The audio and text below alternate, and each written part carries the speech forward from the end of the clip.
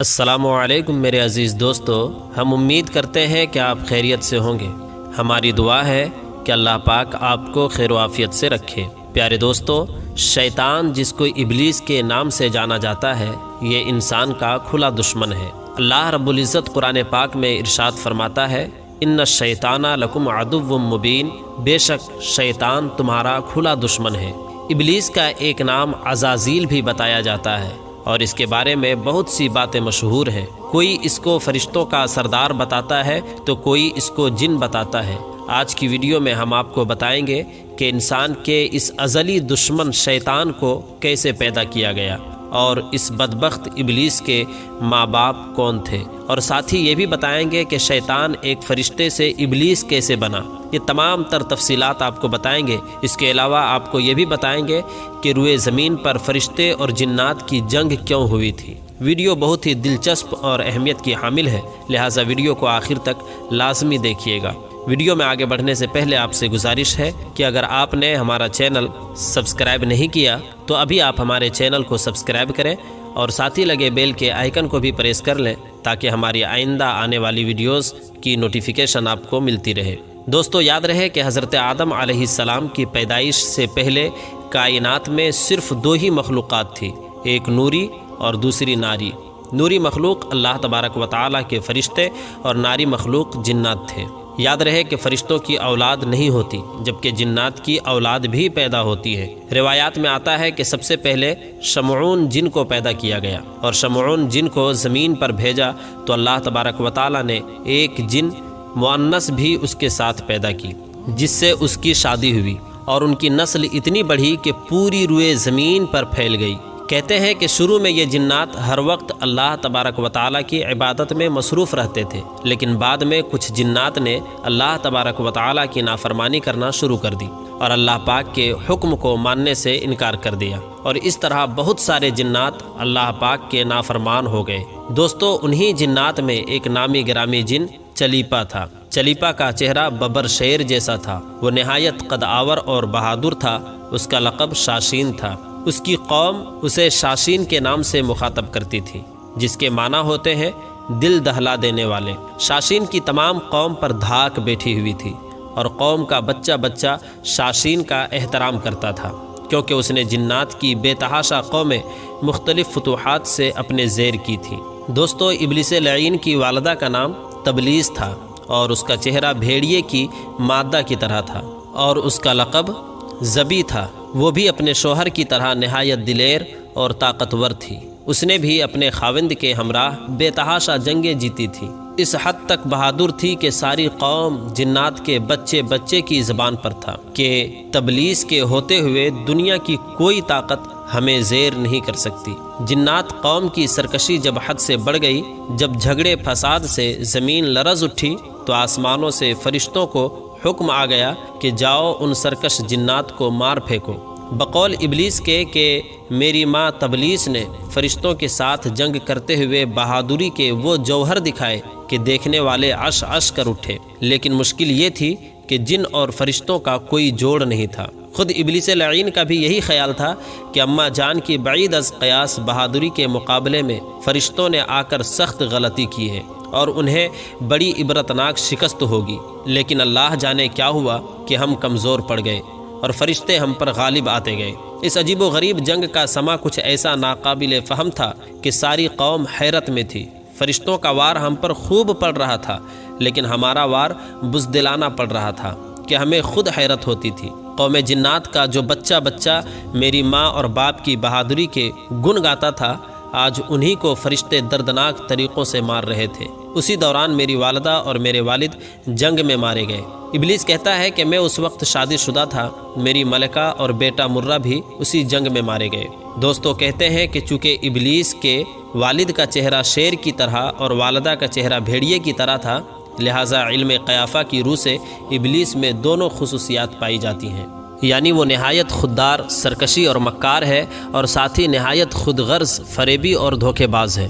دوستو، فرشتوں اور قوم ابلیس جنات کے درمیان جو جنگ ہوئی تھی، اس میں جو جنات قیدی بنائے گئے تھے، ان قیدیوں میں شہزادہ ابلیس بھی موجود تھا۔ فرشتے جب بارگاہ الہی میں حاضر ہوئے تو ان کو حکم ہوا کہ عزازیل کی بہترین تربیت کرو۔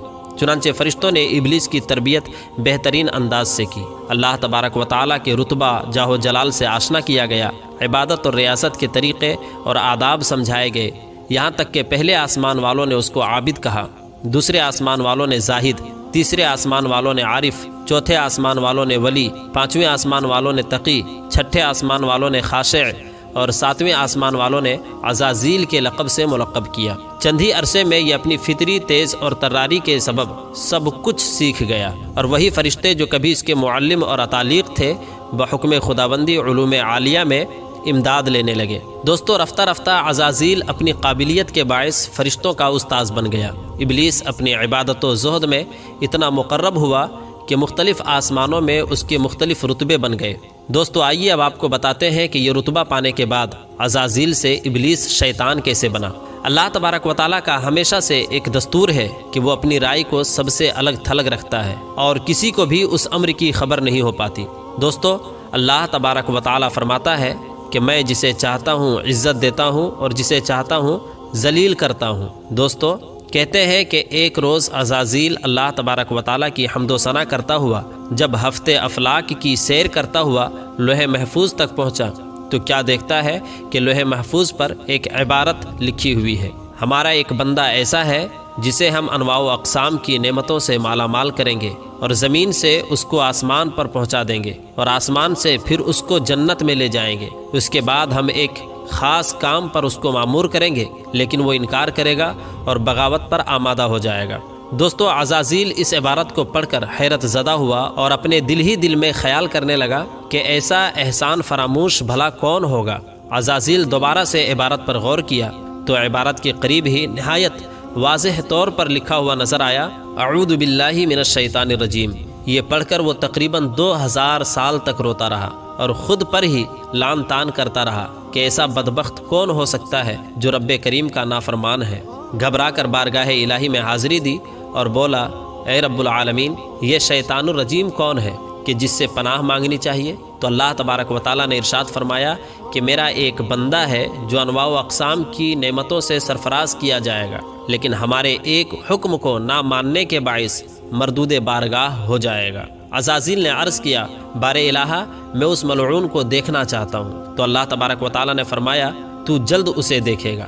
عزازیل اسی سوچ و بچار میں ہزارہ سال مبتلا تھا کہ اسے معلوم ہوا کہ حضرت آدم علیہ السلام کا پتلا تیار کیا جا رہا ہے۔ اس پتلے کا سر مکہ معظمہ کی خاک، گردن بیت المقدس کی مٹی، سینہ عدن کے خاک سے، اور پشت و شکم ہندوستان کی سرزمین کی مٹی سے، ہاتھ مشرق کی خاک سے اور پیر مغرب کی زمین سے تیار ہوں گے، اور باقی گوشت و پوست وغیرہ تمام زمین کی مجموعی خاک سے بنیں گے، اور اس کے علاوہ اس میں آگ، پانی اور ہوا کو بھی شامل کیا جائے گا۔ اور یہ جامع العجائب والغرائب پتلا صانع مطلق اپنے دست قدرت سے بنائے گا۔ پھر جب پتلے کو تیار کر لیا گیا تو پتلے کو زمین پر بھیج دیا گیا۔ عزازیل فوراً اس پتلے کو دیکھنے کے لیے زمین پر پہنچا تاکہ دیکھ سکے کہ اس کی اندرونی اور بیرونی ساخت کیسی ہے، اس کے اندر کس قسم کا نظام رکھا گیا ہے۔ کہتے ہیں کہ سب سے پہلے عزازیل نے پتلے کو ٹھوک بجا کر دیکھا تو پتلے سے ایک بڑی ہی عجیب و غریب آواز پیدا ہوئی۔ جب بیرونی مشاہدہ کے بعد عزازیل کسی بھی حتمی نتیجے پر نہ پہنچ سکا تو اپنے مخصوص طاقتوں کے ذریعے پتلے کے اندر داخل ہو گیا۔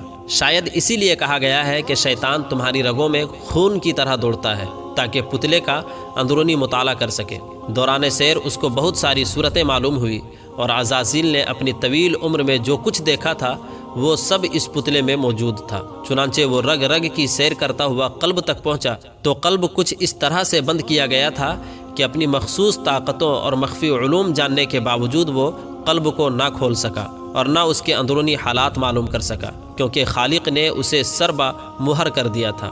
لہٰذا عزازیل سمجھ گیا کہ اس پر اسرار ڈبیے میں کوئی خاص خزانہ چھپایا گیا ہے جسے مجھ سے پوشیدہ رکھنے کا مکمل انتظام کیا گیا ہے۔ پیارے دوستو، یہی وجہ ہے کہ ابلیس کو انسان پر کوئی اختیار حاصل نہیں کہ وہ زبردستی اسے کھینچ کر اپنی راہ پر لے جائے۔ وہ صرف بہلانے پھسلانے سے کام لے سکتا ہے، جو وہ ازل سے کر رہا ہے اور ابد تک کرتا رہے گا۔ پیارے دوستو، یہ تھی ہماری آج کی ویڈیو۔ ہم امید کرتے ہیں کہ آپ کو ہماری آج کی ویڈیو ضرور پسند آئی ہوگی۔ اگر آپ کو ہماری آج کی یہ ویڈیو پسند آئی ہے تو ہم آپ سے گزارش کرتے ہیں کہ آپ ہمارے چینل کو لازمی سبسکرائب کریں اور ساتھ ہی لگے بیل کے بٹن کو بھی پریس کر لیں تاکہ ہماری آنے والی اور بھی مزید معلوماتی ویڈیوز کی نوٹیفیکیشن آپ کو بر وقت ملتی رہے۔